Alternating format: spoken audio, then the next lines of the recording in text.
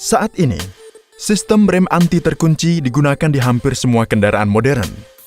Sistem ini mencegah kecelakaan seperti ketika Anda kehilangan kendali kemudi saat mengerem. Dengan ABS, Anda akan dapat mengemudikan kendaraan dengan baik dan juga mengurangi jarak pengereman. Apa itu ABS? Bagaimana cara mencegah kecelakaan karena pengereman? Kami akan mengeksplorasi pertanyaan-pertanyaan tersebut dalam video ini. Untuk memahami ABS dengan benar, pertama-tama kita perlu memahami prinsip-prinsip kemudi dan pengereman.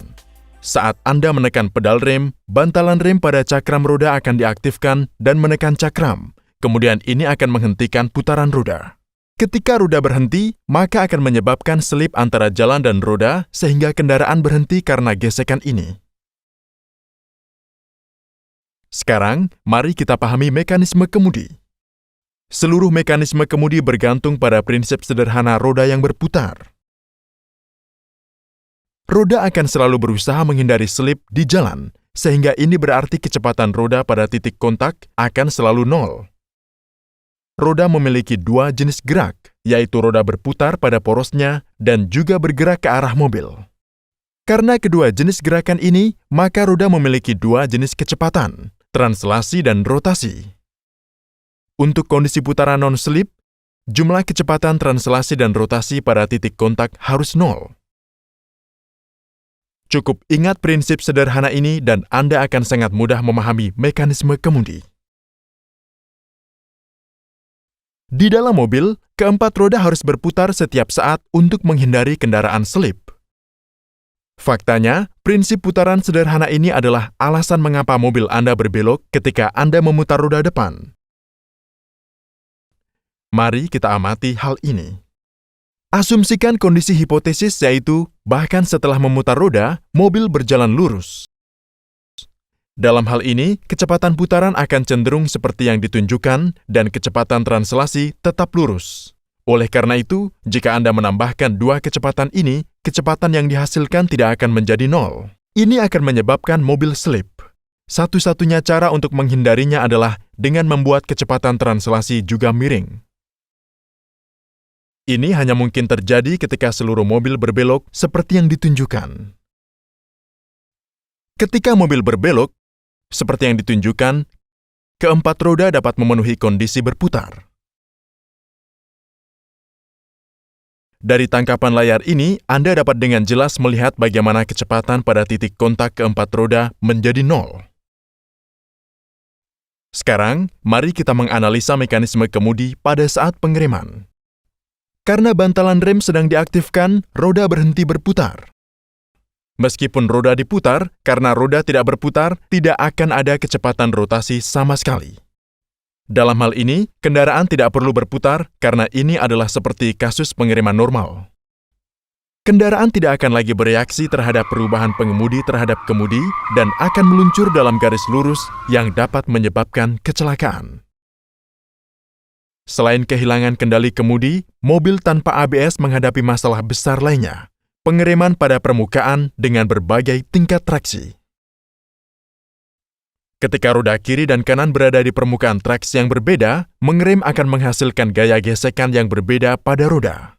Ini akan menghasilkan torsi dan mobil akan berputar tak terkendali. Mari kita lihat bagaimana ABS bisa memecahkan masalah ini. Sistem rem anti terkunci ini sangat sederhana. Apa yang dilakukan ABS adalah mencegah roda terkunci sepenuhnya.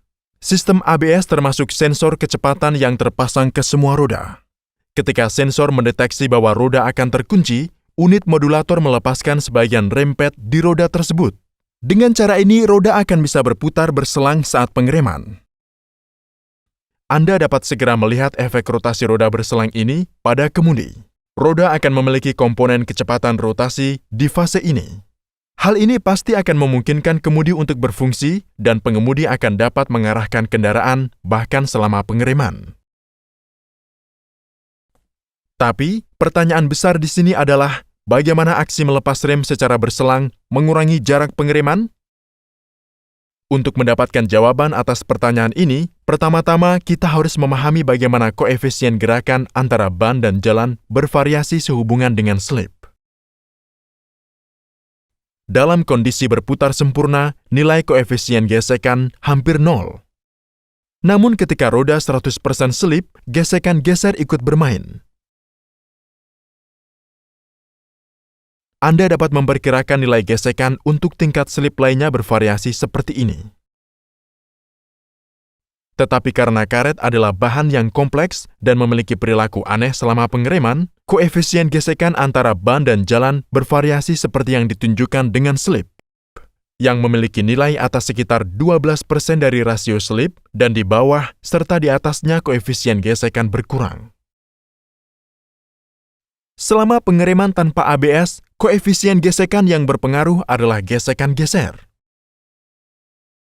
Namun, dalam pengereman ABS, algoritma cerdas tersebut menyesuaikan tekanan rem untuk menjaga rasio selip mendekati 12%, yang merupakan nilai gesekan maksimum. Hal ini secara signifikan mengurangi jarak pengereman. Sekarang, kembali ke masalah ketidakstabilan besar mobil. Dengan distribusi daya rem elektronik atau EBD yang cerdas, yang merupakan subsistem ABS modern, dapat mengatasi masalah ini dengan sangat mudah. Pada EBD, tingkat yaw mobil dan selip relatif pada masing-masing roda diukur. Hanya dengan mengurangi tekanan rem pada roda dengan pegangan yang lebih tinggi, kita akan dapat mengurangi gaya gesekan yang dihasilkan oleh roda. Kemudian, hal ini akan menjaga torsi yaw dan seluruh mobil terkendali. Kami harap video ini memberi gambaran konseptual yang jelas tentang cara kerja ABS pada Anda. Dan jangan lupa untuk mendukung kami di Patreon. Terima kasih.